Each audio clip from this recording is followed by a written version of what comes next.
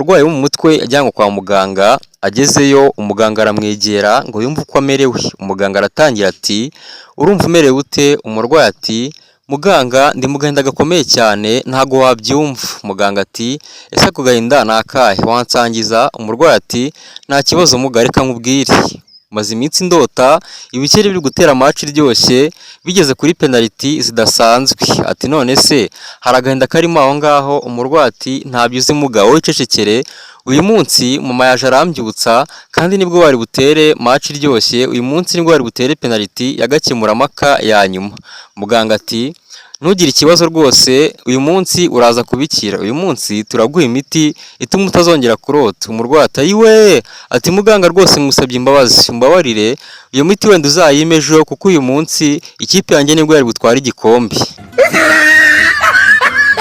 W'umugeni ariko uwo muhungu yari Joriji Baneti. Bageze nzira imbwa yabo irabakurikira barayikanga bayibwira gusubira mu rugo. Imbwa irabajijisha ibereka ko koko isubiye mu rugo, nuko bakomeza urugendo rwabo. Bagezeyo batangira ikiganiro, batangira kuvuga icyabazanye n'ikibagenza. Bageze hagati mu kiganiro, ikiganiro cyaryoshye ariko babona umusaza yabatindiye cyane bimeze nk'aho yabimye umugeni. Yambwira ahinguka, umusaza ararakara cyane ati sebeya nakubwiye ngo iki?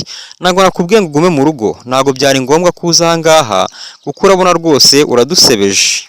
Nuko Joriji araseka cyane ati papa rega nakubwiye, ati bya sebeya byose ntibyumva, reba nk'iki gisaza nacyo cyitwa sebeya. Ati se ubu ngubu ntubona igihe twagisabiye umugeni?